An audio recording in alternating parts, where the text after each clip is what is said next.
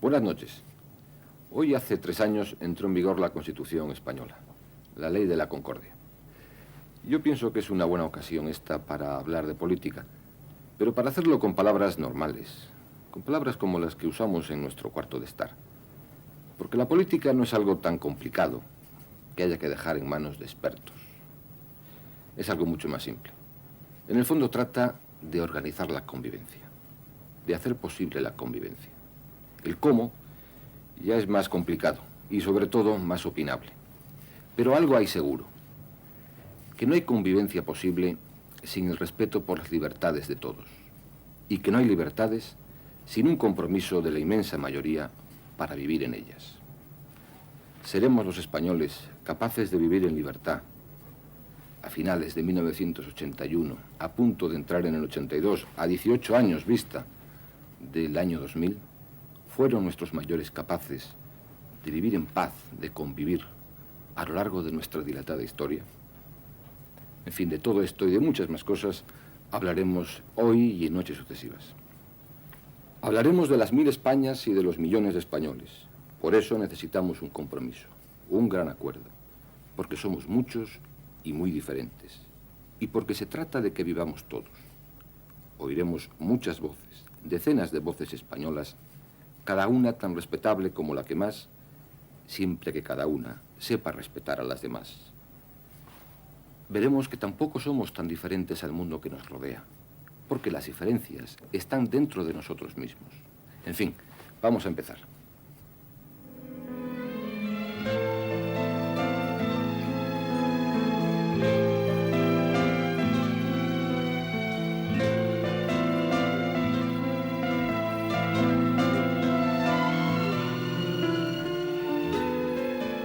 Cada uno tenemos nuestro mundo y vivimos como si no hubiera más mundos que el nuestro.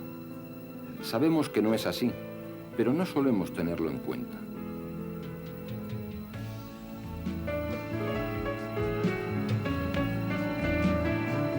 Todo esto es España. Ciudades demasiado grandes y caseríos aislados. Tierras fértiles, al lado, estepas semidesiertas. Agua y polvo de tierra. Llanura y montaña, mesetas y mares, costas a 3 mares y cordilleras, siempre montañas que separan pueblos y lenguas y maneras de ser, porque hay españoles pobres y españoles ricos, cultos y menos cultivados, religiosos y laicos, reaccionarios y progresistas, sanos, enfermos, mujeres, hombres. Los que trabajan lo hacen empleados o por cuenta propia, cada cual con sus intereses respectivos. Unos en el campo, sobre la tierra, otros en industrias o en oficinas. También los hay cuyo trabajo consiste en relacionarse con los demás. Cuidan de su seguridad, protegiendo sus libertades, atienden necesidades como los médicos o enfermeras, o procuran diversión como los artistas, enseñan como los maestros, predican, informan.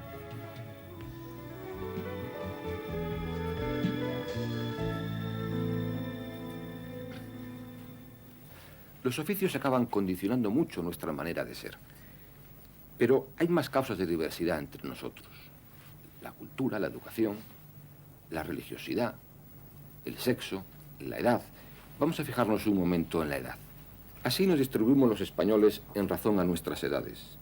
Este gráfico viviente que ven ustedes ahora manifiesta así, a simple vista, la gran mayoría que suponen los españoles menores de 40 años. Las 2 franjas que componen la mitad inferior. Esa especie de pirámide se estrecha fuertemente, desproporcionadamente durante 3 años. Los tienen señalados con el color de la sangre. Son los años correspondientes a la Guerra Civil.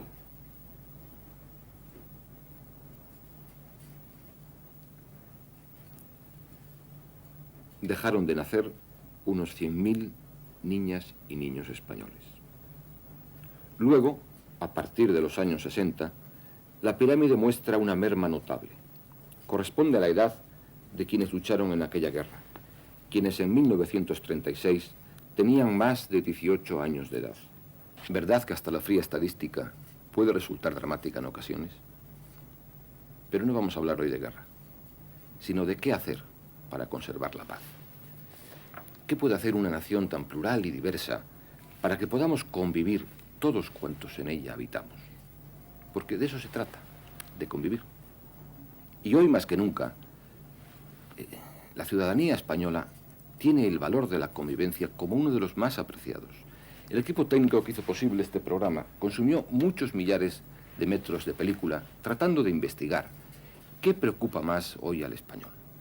Bueno, pues entre las respuestas obtenidas ha habido una rara coincidencia, una gran concentración en torno a este problema, el de la convivencia. Vean algunos ejemplos, son reales y son significativos.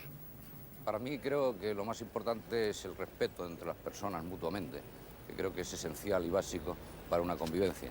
Entre todos los que formamos este país no hay demasiada convivencia, pero yo creo que la base para que la haya es la Constitución.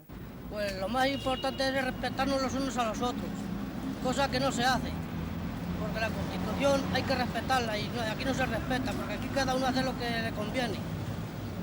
Y yo creo que así no es la cosa. La necesidad de convivencia que tenemos es evidente. A mí me parece que este es un problema no de ahora, sino de siempre, que no nos hemos entendido, pero que no es tan difícil entendernos. Para empezar, tendríamos que fijar una escala, y en esa escala del 0 al 10 es probable que en los extremos, pero en los extremos, muy en los extremos, del 0 al 1 y del 9 al 10, por ejemplo, haya gente que no acepte las reglas del juego, de un libre juego democrático como este en el que estamos. Bueno, quizá a esos habría que tratar de convencerles de que las reglas del juego son las de la mayoría y que tienen que entrar en ellas. Efectivamente, pero el respeto por todos, la comprensión, el diálogo, solo cobran sentido cuando están movidos por la libertad. Cuando surgen de la libertad, generan más libertades, crean libertades y entonces todos pueden convivir en paz. Son estas cuestiones que no se arreglan ni por decreto ni por la fuerza de las armas. Vivir en libertad, y eso es a lo que se llama convivir en una sociedad, requiere un compromiso por parte de todos o de casi todos, en virtud del cual se acepten unos principios, pocos y elementales, y unas reglas del juego. Esa es la semilla de una constitución como la nuestra, ni más ni menos. ¿Qué principios? Pues los derivados de constatar una realidad, que existe una diversidad de gentes, de pensamientos, de opiniones, de situaciones personales, es decir, que existe un pluralismo social. A veces oímos hablar de la sociedad española, de la sociedad americana, la sociedad occidental. Todo eso no existe en la realidad. Son abstracciones que dibujan en alguna medida los valores que priman en ese tipo de sociedades, pero no son más que generalizaciones. No existe eso en la realidad. La realidad es mucho más rica y compleja. Hay en España, como en América del Norte o en Francia, muchos tipos de pequeñas sociedades, de grupos de personas afines por razón de sus creencias, y entonces hablaremos de una sociedad religiosa o de una sociedad laica, por razón de su nivel de educación o de clase, hasta en función de dónde se vive o se trabaja, y entonces se habla de una sociedad industrial o de una sociedad urbana. Ese pluralismo es lo que existe en la realidad. Y eso es lo que mueve, eso es lo que da vida propia a una nación. Lo explicaba con estos términos Fernando Díaz Plaja, un escritor, autor, entre otras obras, de una curiosa y diferente historia de España. Un país se nota en que está vivo, en que todos los segmentos que lo componen tienen cada uno de por sí su existencia. Y por tanto, esa posibilidad de estar en vivencias distintas es la que a la larga da una fuerza al país, da un interés al futuro. Lo tremendo sería que todos estuviéramos de acuerdo en todo, que todos pensáramos de la misma forma. Y con mayor desenfado, Sánchez Dragó, conocido seguramente por muchos de ustedes. El pluralismo consiste en disentir, consiste en el disenso, pero en el disenso cordial. Yo recuerdo que cuando en la Revolución Portuguesa de los Claveles se acuñó aquella frase que luego tuvo tanto éxito en España, la frase del pueblo unido jamás será vencido, yo inmediatamente acuñé el contraeslogan que decía el pueblo desunido será más divertido. Yo creo que la democracia es el respeto a las minorías, el respeto a las marginaciones, el respeto a los humillados y ofendidos de la tierra. Entonces, en este sentido, no creo que democracia y consenso sean términos que puedan correr paralelos, son más bien términos antagónicos. antagónicos. Hay una línea divisoria entre las famosas dos Españas sobre las que tantos ríos de tinta han corrido. Sigue subsistiendo el fantasma de las dos Españas y mientras este fantasma no desaparezca no será posible ese disenso cordial al que me estaba refiriendo hace un momento. Para mí un poco el ejemplo de lo que debería ser la convivencia entre los españoles y entre todos los pueblos de la tierra es el de la tertulia de café.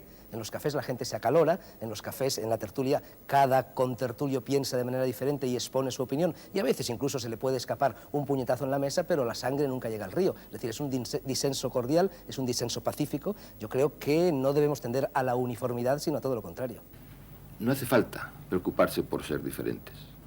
Ya se encarga de ello la realidad. Y esas diferencias de las que venimos hablando, ese pluralismo, llega al fondo mismo del hombre. Llega a sus opiniones. Y entonces surgen los bandos, surge la polémica y se polemiza sobre todo, hasta sobre cómo organizar la propia polémica, cómo hacerla civilizada. Para unos lo fundamental es el orden, para otros la justicia, para otros la libertad, para otros la igualdad.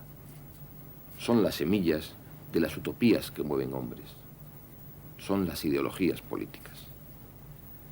En el pluralismo político, tan importante como las otras manifestaciones de que venimos hablando, hay quienes persiguen mantener las situaciones tal como están y se les llama conservadores. Otros pretenden volver a situaciones pretéritas, como si la historia pudiera pasar dos veces por el mismo sitio, y se les suele llamar reaccionarios. Otros son progresistas, o se les llama progresistas, en tanto en cuanto contemplan el paso del tiempo como una constante marcha hacia el progreso. Y dentro de estos, unos ponen el acento en la igualdad, otros en la solidaridad, otros en la libertad, etc. En fin, es el pluralismo ideológico o político basado en lo que el hombre tiene seguramente de más hombre, en el pensamiento. Solo cuando el hombre es libre, solo cuando vive en libertad, el pluralismo ideológico o político puede manifestarse plenamente, con toda su fuerza y en toda su realidad. Y solo así es útil al conjunto, a la comunidad nacional. Cada grupo o partido explica cómo ve las cosas y qué haría para mejorar la situación. Y según se conecte mejor o peor con la manera de ser y de ver las cosas por parte de cada ciudadano, tendrá más o menos votos en unas elecciones. Y si gana, podrá poner en práctica sus soluciones, su programa. Ustedes conocen a Massiel. Ahora van a verla hablando de política. Pienso que España tiene que ser una, igual, espléndida y para todos los españoles que quieran trabajar, convivir y opinar en paz. En España tiene que haber un amplio espectro político, todo el mundo tiene que tener su derecho a una libre opinión y por supuesto no debe de haber ninguna línea divisoria, ni ideológica, ni de fronteras. O sea, yo siempre votaré y defenderé el que, aunque el señor que está enfrente de la Cámara en estos momentos, si tiene las ideas muy diferentes a mí, pueda expresarlas, aunque yo no esté de acuerdo con él. Es decir, que votando todos podamos defender nuestras ideas en una libre convivencia y que cada uno pueda libremente expresarlas. Es decir, que nunca tengamos que volver a un tiempo en que por exponer tus ideales, tus ideas o tu manera de pensar puedas ir a la cárcel. Para llegar a esta solución, a esta asunción de las libertades de cada uno, han sido precisos muchos años en la historia, hasta siglos. Muy pocos pueblos viven hoy en libertad. Prácticamente media Europa y unos pocos de los continentes americanos. Pero con el Japón son las naciones más ricas y poderosas del mundo, por lo importante que sea la crisis en que ahora vivamos. Hicieron falta muchas revoluciones, hicieron falta que las guerras se convirtieran en guerras civiles. Guerras de religión en los siglos XVI y XVII, revoluciones políticas en los siglos XVIII y XIX, revoluciones sociales en los siglos XIX y XX. Curiosamente, en España, todos esos tres tipos de grandes guerras civiles coincidieron en el siglo XX y de manera muy concreta en la década de los años 30 a 40. Aquellas revoluciones y guerras civiles acabaron por hacer evidente algo que para nosotros ya es normal, que una mitad de la nación no puede aplastar a la otra, no puede acabar con la otra. Y entonces se impone la necesidad de convivir. Y de esa necesidad de convivir, el compromiso entre todos, para poder vivir en paz. Las llamadas dos Españas, como las dos Francias o las dos Norteaméricas, en el fondo saben que están condenadas a convivir, a pesar de muchos pesares. Vean lo que dice el presidente del INI, don Carlos Bustelo. No me cabe la menor duda de que en España es posible consolidar ese compromiso de libertad que estamos ya en él, y no veo razón alguna, ni histórica, ni económica, ni geográfica, no acepto ningún determinismo que excluya a España del grupo de países que viven en convivencia, en libertad y en democracia. Y ahora nos vamos a Bilbao, a la sociedad, a los sitios. Creo que la gran lección nos la da la historia de España, que a lo largo de muchísimos años, yo diría que a lo largo de siglos, no ha podido asumir de una manera directa e integral ese espíritu de convivencia tan necesario para neutralizar los efectos de una historia plagada de guerras civiles. Precisamente la quiebra de la convivencia ha generado la disputa, la contienda, el considerar al adversario como enemigo. Escuchen al presidente de un banco importante español, don José María Aguirre Gonzalo. Cuando se va a una negociación en España, cada uno de los negociadores cree que tiene que ir a obtener todo lo que piensa. Él está en lo cierto y los demás no lo están. Claro, mientras se siga teniendo esta manera de pensar, pues evidentemente no podremos tener ni pluralismo, ni convivencia, ni nada. En una zarzuela de hace un siglo, que se llamaba La Marsellesa, salía un personaje que cantaba: el libre pensamiento proclamo con tesón, y muera el que no piense igual que pienso yo. Estos rasgos de intransigencia manifiestos en la copla zarzuelera, que nos contaba el señor Aguirre Gonzalo, seguramente no corresponden a los comportamientos sociales hoy nuestros. Este es un país que guarda seguramente demasiadas orlas de luto en sus casas todavía por la tragedia reciente que originó la falta de libertad y de convivencia, la falta de transigencia, de ese compromiso entre todos para poder vivir en libertad. Por eso valoramos hoy tanto la convivencia, la paz. Don José María Martín Patino habla de ella desde su ministerio sacerdotal en estos términos. La convivencia es como la salud. Solo se sabe lo que vale cuando se pierde. Nosotros los cristianos estamos muy acostumbrados a hablar de caridad, de misericordia, de humildad, de muchas virtudes, todas aquellas que se recomiendan y todas aquellas que están anunciadas y proclamadas en el famoso Sermón de la Montaña, pero hablamos muy poco de la convivencia. Sin embargo, la convivencia es una virtud profundamente evangélica. No podemos hablar de caridad, no podemos hablar de justicia, no podemos hablar, por supuesto, de humildad, ni de pureza, ni de rectitud de conciencia si no somos capaces de convivir los hombres. Evidentemente, para ser cristiano, primero hay que ser hombre. Les voy a dejar unos momentos, unos minutos, con una secuencia de una película que ustedes conocerán, muchos de ustedes conocerán, El Cardenal. Lo que en ella van a ver es una muestra bastante clara de la intransigencia, del cerrilismo, de dónde conduce la falta de ese compromiso para vivir en paz y libremente todos.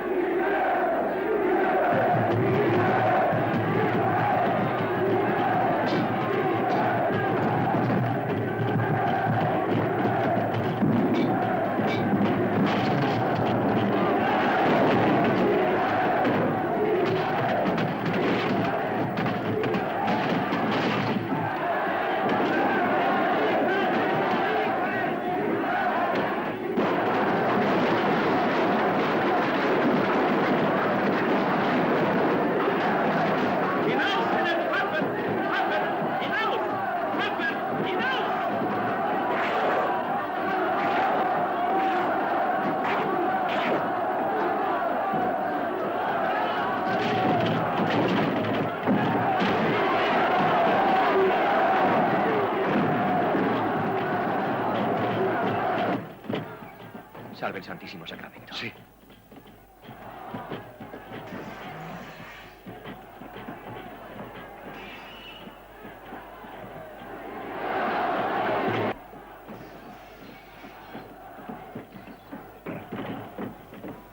Este pasadizo conduce a la cripta de la catedral. Nunca creí que tuviera que utilizarlo.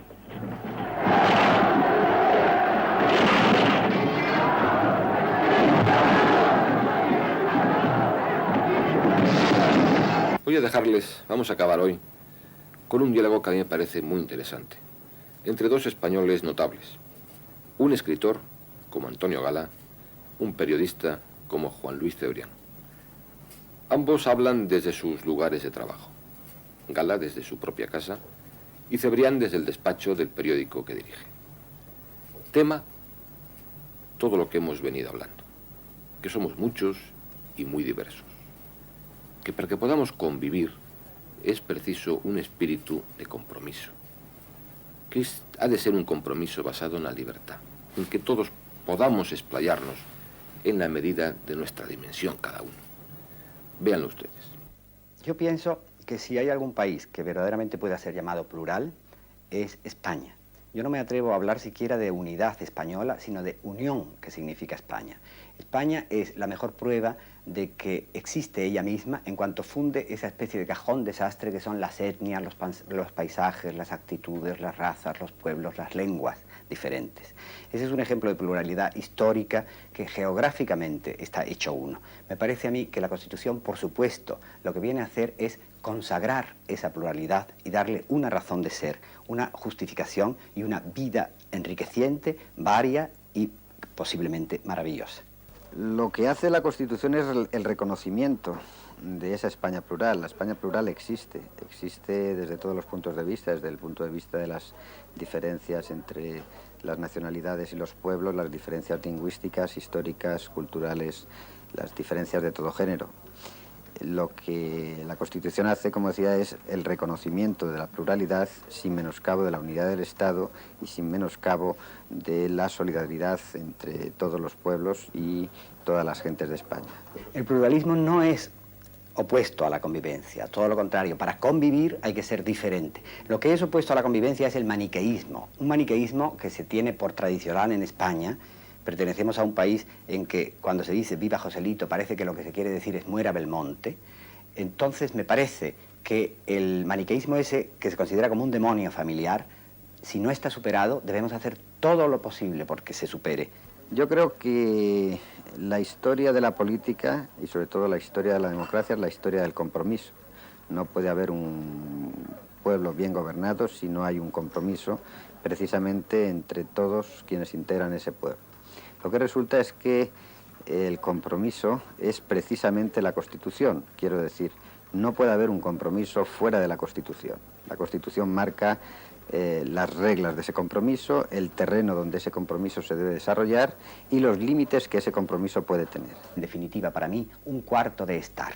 No un salón un poco frío en el que no se habita, en el que solo se reciben visitas, pero tampoco una leonera en que los niños se tiran los cojines a la cabeza. Un cuarto de estar en el que tenemos que caber todos, en el que cada uno tiene que tener su sitio, su silla, que no necesariamente tiene que ser igual a las demás, porque si no sería probablemente un cuarto de estar aburrido, un cuarto de estar en el que se convive, se goza, se proyecta, se lamenta. Un cuarto de estar, en definitiva, único y para todos. Todo eso es el fondo de nuestra Constitución. Todo eso está debajo de la Constitución aprobada hoy hace 3 años. Un viva la vida, capaz de borrar de la memoria tantos vivas a la muerte. Nada más por hoy. Buenas noches, buen año y hasta la próxima semana.